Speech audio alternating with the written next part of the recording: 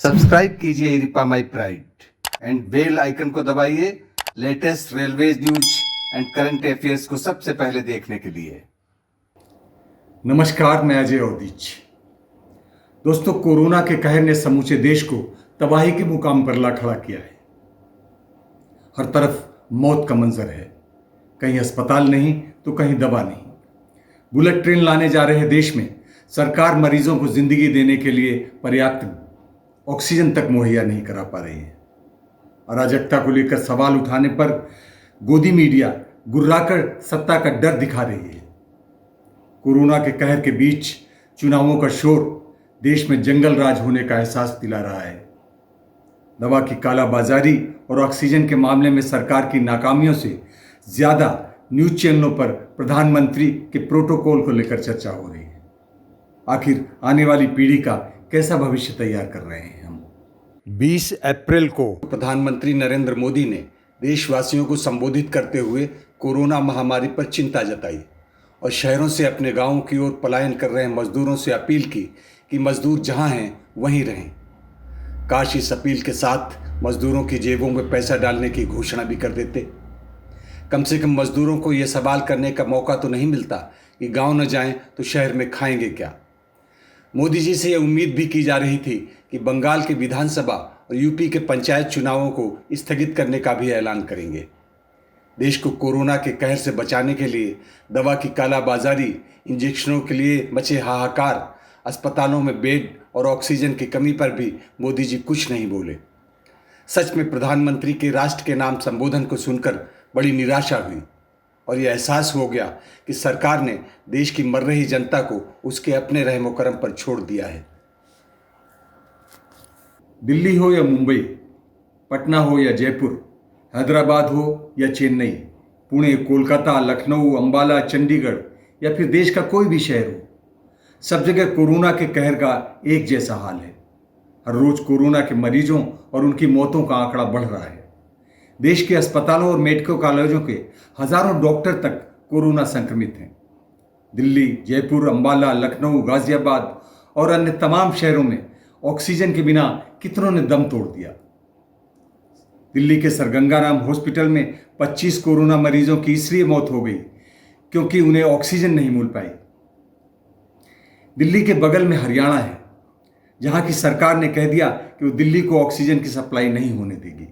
इससे पहले खबर यह भी आई कि महाराष्ट्र के मुख्यमंत्री उद्धव ठाकरे ने ऑक्सीजन और वैक्सीन की कमी को लेकर प्रधानमंत्री मोदी से बात करनी चाहिए, तो उन्हें कह दिया गया कि पीएम बंगाल चुनाव में बिजी है, लिहाजा बाद में बात हो सकेगी। इन हालात को अराजकता न कहें तो और क्या कहें। WHO ने पिछले साल नवंबर में ही चेता दिया था कि 2021 के फरवरी महीने से कोरोना की दूसरी लहर चलेगी और यह लहर पहली से बहुत ज़्यादा कहर ढाने वाली होगी। अफसोस कि इस चेतावनी को न केंद्र सरकार ने तवज्जो दी और न राज्य सरकारों ने। महामारी की पहली लहर के शांत होते ही सरकारों ने अपनी पीठ थपथपा ली।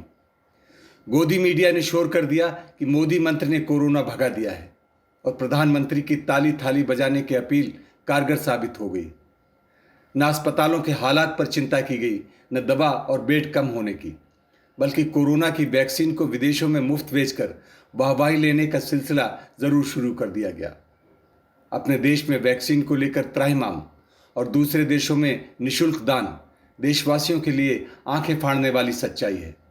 और तो और महामारी की दूसरी लहर के बीच विदेशों में ऑक्सीजन के निर्यात को दोगुना कर दिए जाने की सच्चाई भी सामने आ गई।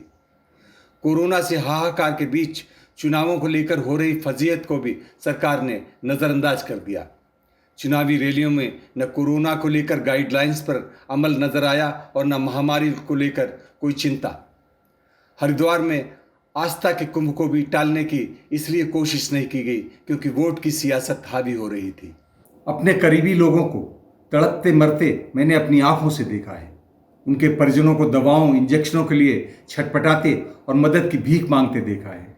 जान जोखिम में डालकर अस्पतालों में कोरोना मरीजों का इलाज करते डॉक्टर्स और पैरामेडिकल स्टाफ को भी देखा है। बद इंतजामियों को लेकर सरकार को हर कोई कोस रहा है। पलायन कर रहे मजदूर परिवारों की रेलवे स्टेशनों और बस अड्डों पर भीड़, शमशान घाटों पर कड़ी धूप में पड़ी लाशों के साथ मरने वालों के बेहाल परिजन, अस्पतालों के बाहर तड़पते मरीजों और ऑक्सीजन के लिए भागते दौड़ते मरीजों के परिजनों को देख कौन कहेगा कि देशवासियों की जिंदगी को लेकर सरकार जरा भी संजीदा है। खासकर उस वक्त जब बदहाली के बीच प्रधानमंत्री, गृहमंत्री और दूसरे नेता हजारों लोगों की भीड़ जुटाकर रैलियां और रोड शो कर रहे हों, एक दूसरे का मखौल उड़ा रहे हों। कोरोना पर कंट्रोल के उपाय करने के बजाय रैलियों और कुंभ के जरिए महामारी को फैलाने का सरेआम पाप किया गया है। दिल्ली की सरहदों पर बैठे आंदोलनकारी किसानों को भी मनाकर वापस करने का कोई जतन नहीं हुआ। कड़वी हकीकत यही है कि मौतों के तांडव के बीच ऐसी संवेदनहीनता दुनिया में शायद ही कहीं किसी को देखने को मिली हो। अराजकता का ऐसा मंजर कम से कम भारत के लोगों ने तो पहले कभी नहीं देखा होगा। हमारा ये वीडियो आपको कैसा लगा हमें कमेंट्स देकर बताइए। और दोस्तों, इरिपा माई प्राइड चैनल के सभी वीडियोस आपको मिलते रहें, इसके लिए चैनल सब्सक्राइब कर लीजिए। और हाँ, सब्सक्राइब के बगल वाली घंटी जरूर दबाइएगा। जल्दी ही हम किसी और वीडियो के साथ फिर मुलाकात करेंगे। तब तक के लिए इजाज़त दीजिए। नमस्कार।